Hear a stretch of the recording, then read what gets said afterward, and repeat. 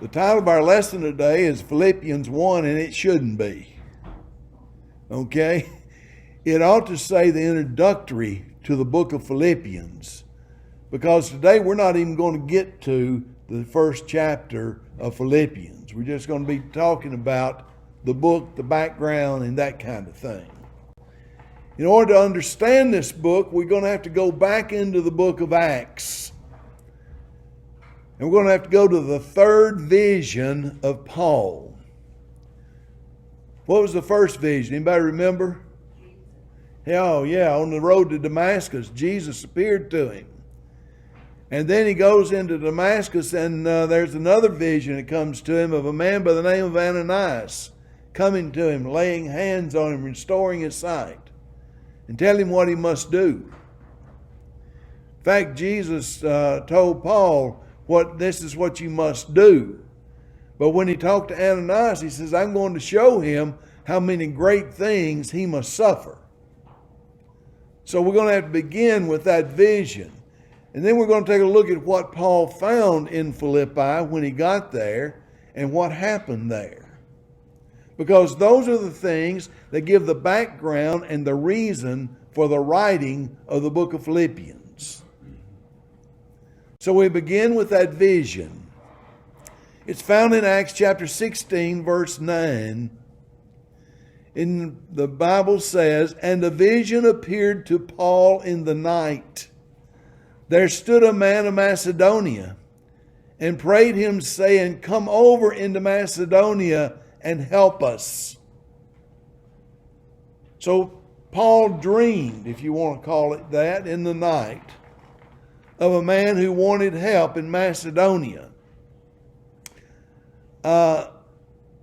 When you have a dream about something you need to do, how big of an impression does it make on you that you ought to be doing that? A. Do you ever have the dream and then just say, it was just a dream, and go on? I don't know what all this was, but it was impressed upon Paul so much that the very next morning he gets ready to go into Macedonia. Immediately, Acts 16 verse 10 says, he was determined to go into Macedonia, thinking that the Lord has called us to preach.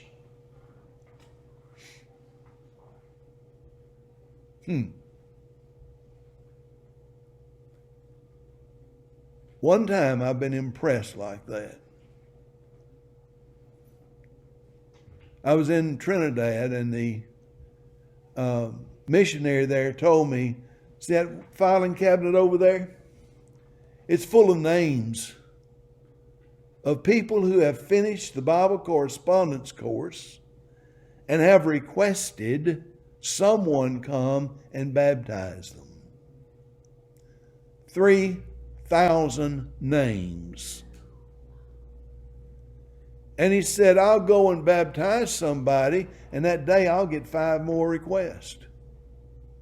I just can't do it. And I had 2 months off as a teacher, and I thought, I can go help this guy. And I did. I went and baptized 34 in 1 month. But you have to know that the country is as big as the state of Tennessee, and you have to travel all over to find the people to do it. So I don't know where that stands today. But I felt called to go back and help him. And I can tell you other stories about that trip that I can tell you I believe it was the right call that I made. He felt so called that he wanted to go into Macedonia. So the next morning he gets up, gets on a ship, and they land at a place called Neapolis. It's a small fishing village on the coast. And he walks 10 to 20 miles into Philippi.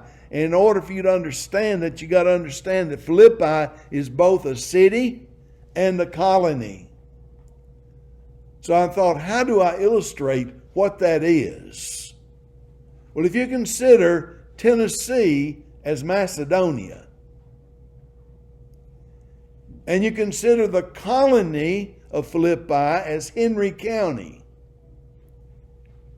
and the city of Philippi as Paris, then you've got a right relationship. Okay? So you got to know he went to the city. In verse 13, he said, on the Sabbath day, we went out to the city on the riverside.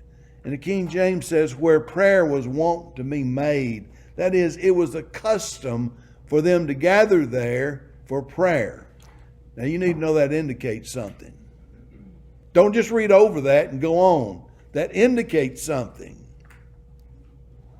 If there had been a synagogue in Philippi, it was built for prayer. That's the purpose of it.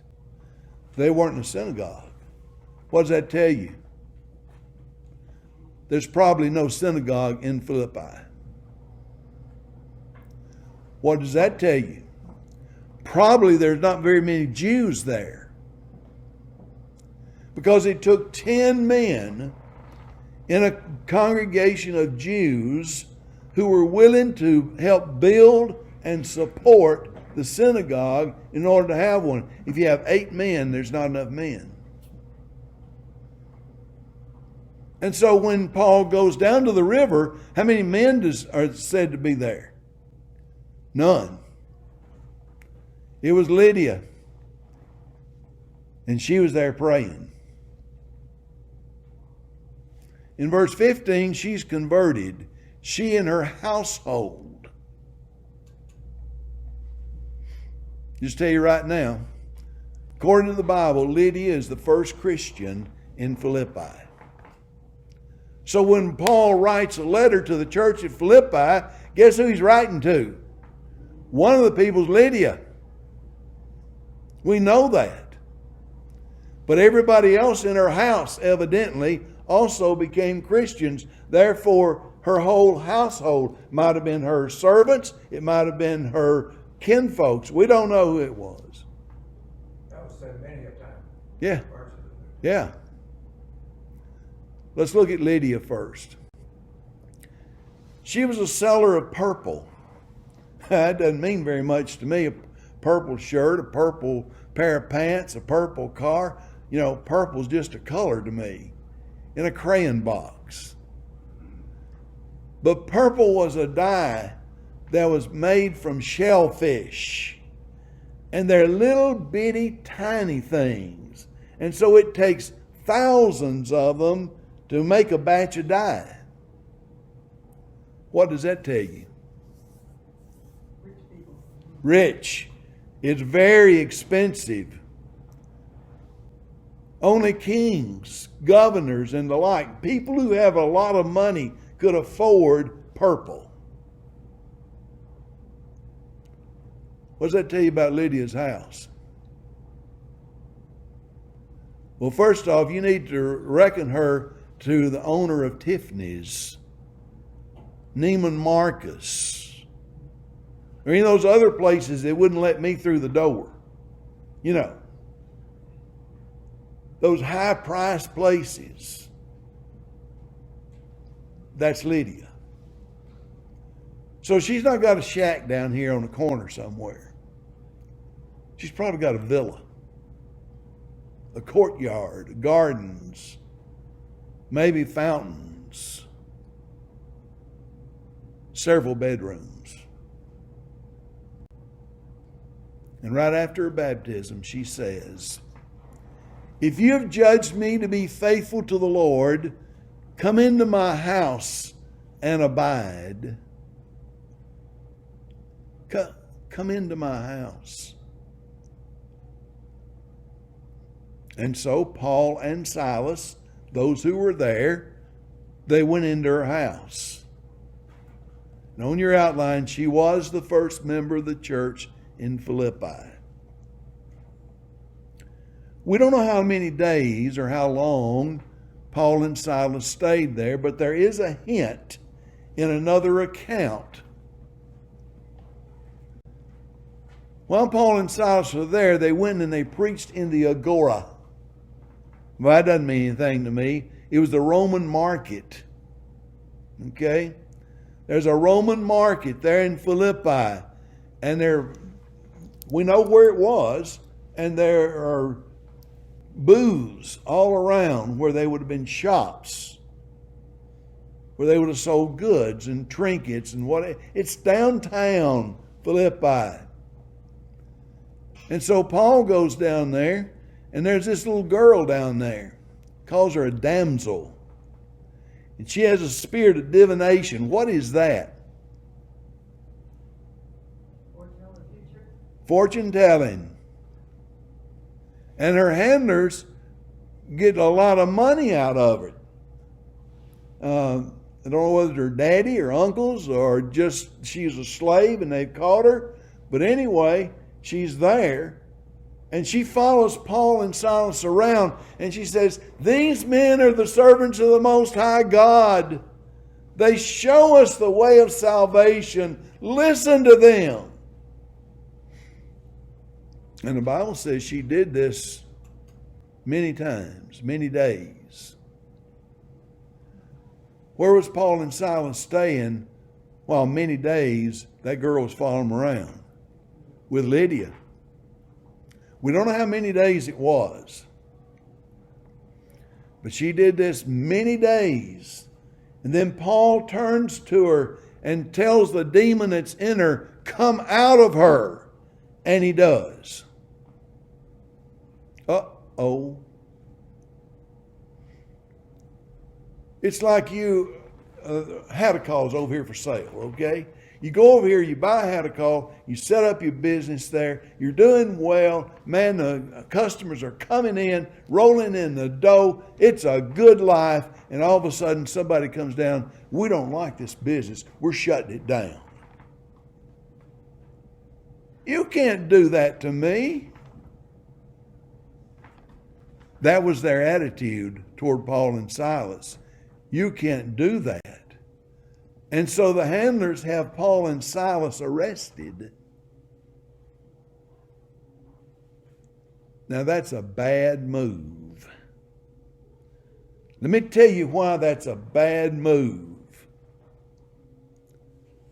Where did Paul get the vision to go to Macedonia to begin with? He got it from God. Now God sent him over there, and these guys shut Paul and Silas up. No, they don't. Because the magistrates threw them in jail. Yeah, put them in jail. Now you're a preacher. It's hard to shut you up to begin with. Last week, Brother Jim was with us. I have to every time tell him to shut up, you know. So he goes to New Bethel. He preaches 52 minutes. And he would have just gone on, but I kept going like this, Jim. Cut it out. It's time to quit. He could have gone on and on. It's hard to shut a preacher up. So in jail, Paul and Silas don't shut them up. Don't shut up, because God has a better idea. Sometime about midnight, they're singing and praying, and there's a little phrase in there that we hardly ever pay any attention to. It says, and the prisoners heard them. How many times have you ever heard that in this story? It's in there. And the prisoners heard them. Yeah, they're in jail, but what are they doing? They're doing mission work. They're preaching. They're teaching. And God sends an earthquake. And the prison's opened. And the shocks that are on Paul's ankles and his wrists fall off. And the jailer comes in thinking that they've all gone. They haven't.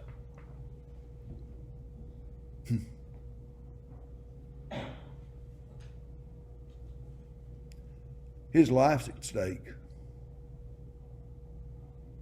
He's torn up. Don't do yourself any harm. We're all here. We haven't gone anywhere.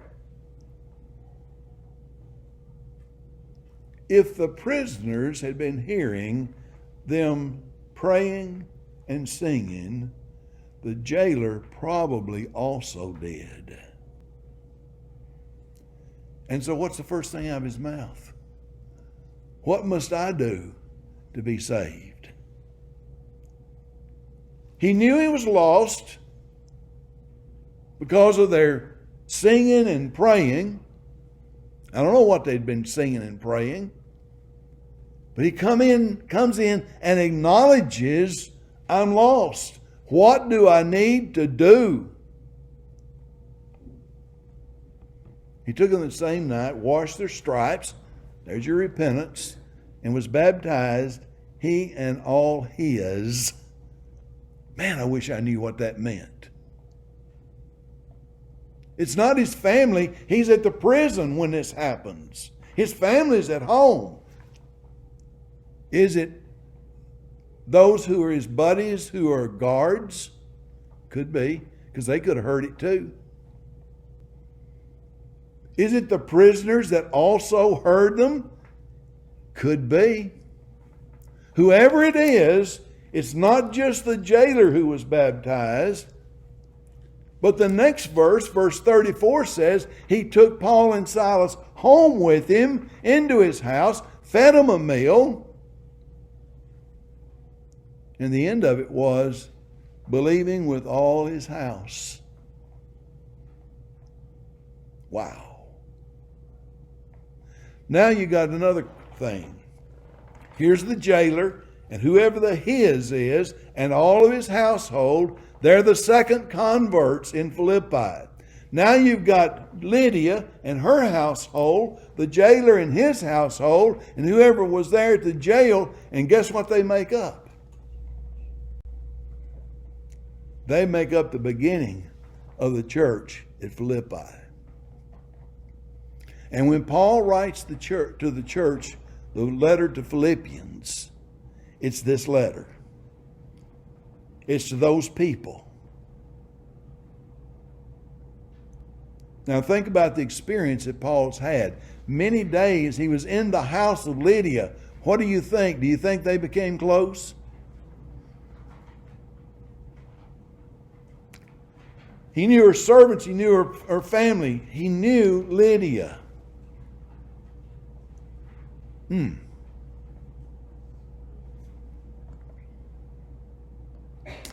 Well,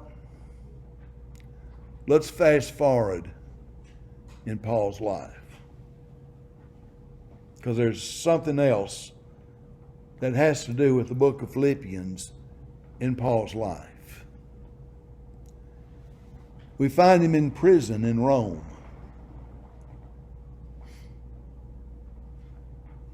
I don't know what that was like, but I've read several descriptions, and it's dark and it's dingy, it's cool and or even cold and wet, damp. I don't know. Paul's in there for preaching the gospel.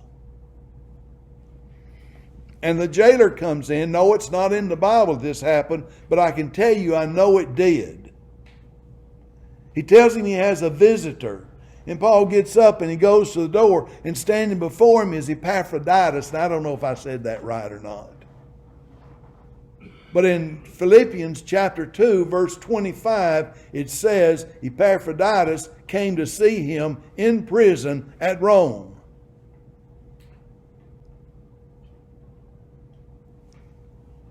Okay, so we read over that and we don't think too much about it. Do you know how far it is from Philippi to Rome? I Googled it. It's 4,608 miles. We're not talking about going to Big Sandy. We're talking about a trip as far as from New York City to Los Angeles. And he goes there for a specific purpose. for the church in Philippi to minister to him. We don't know what he took. It might have been some of Paul's belongings that he left in Philippi. On one occasion, he told Timothy to bring him the cloak. It could have been something like that. It might have been food, but if you go 4,000 miles with food, it's probably going to be eaten or rotten by the time you get there. It might have been writing materials, reading. I don't know what it was, but whatever it was, the church of Philippi thought enough of Paul. They heard he was in prison, and so Epaphroditus goes to Rome to visit him in the prison, and he took him some stuff. He brought stuff from the Philippian church to Paul in prison at Rome. Over 4,000 miles, y'all. No jet planes, no automobiles, no trains. Just your little old feet. Maybe a ship, maybe a horse or a camel or something, but it's not easy. And it tells you how much the church thought of Paul. Okay, now with that in mind, we don't know what he brought, but what do you think the book of Philippians is about?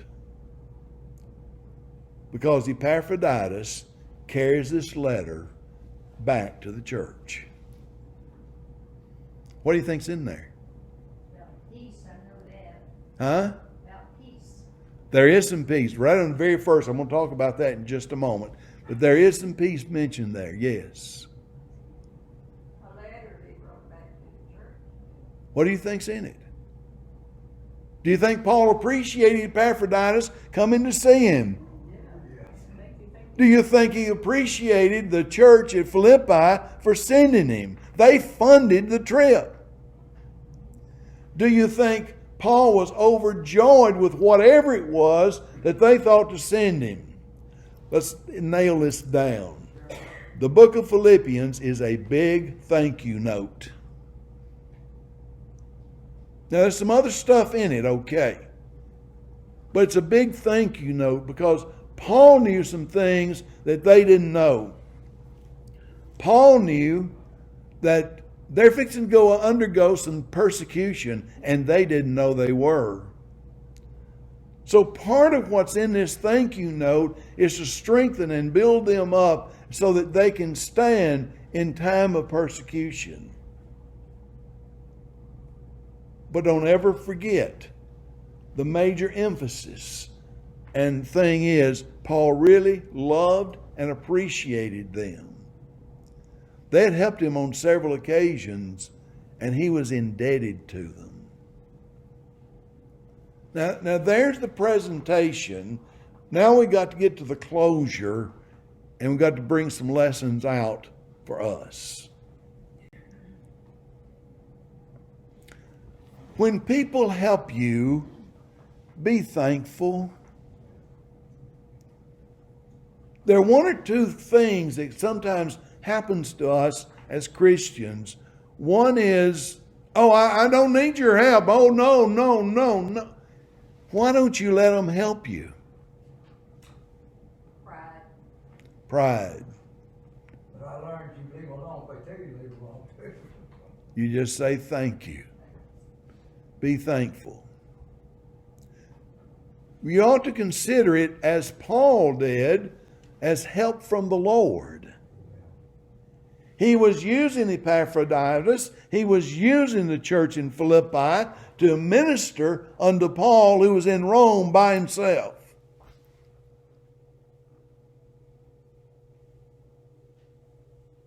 That trip I told you about that I took back to Trinidad to help that missionary, I was by myself. I know what it is to be alone. I know how scary sometimes it gets.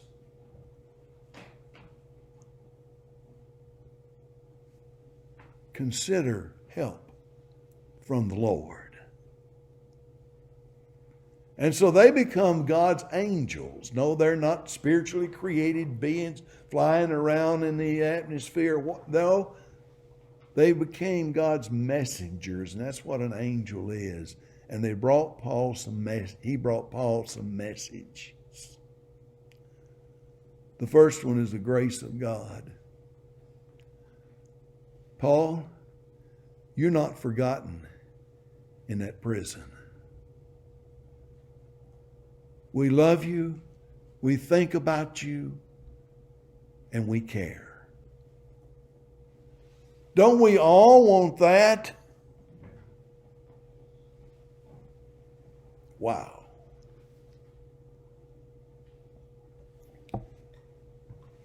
They brought the message of mercy. I don't know what they carried him, but whatever it was something that they thought he needed. And mercy is what you need, what you have to have.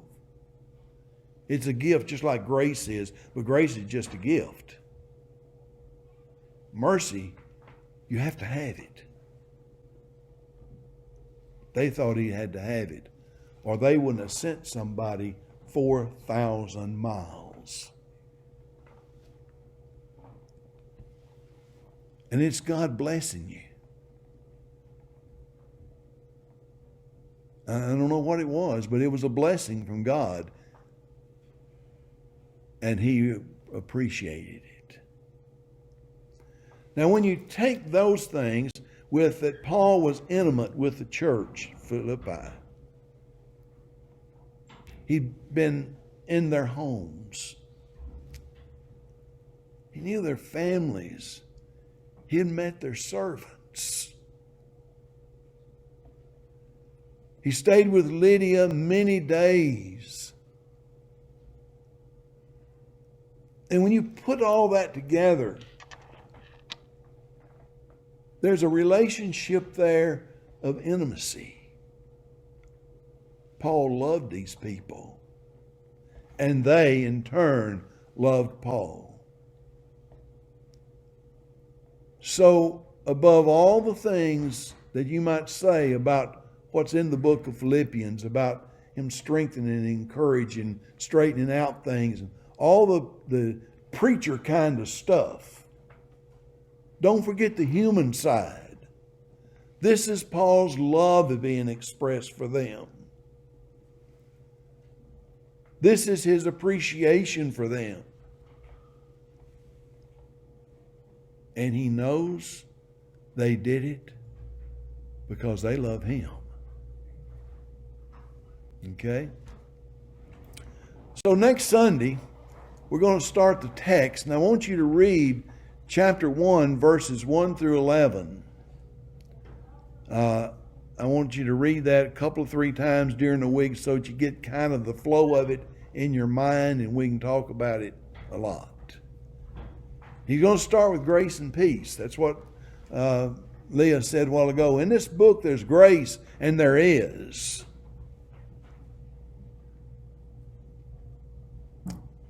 But it's not just grace and peace. We'll dig it out.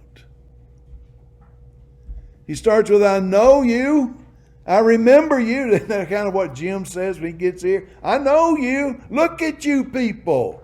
That's kind of what Paul is saying here when he starts out this letter. And boy, did he know them. And did he ever appreciate them? Did he ever love them? Wow, this letter's filled with it. We'll talk about it next Sunday, okay?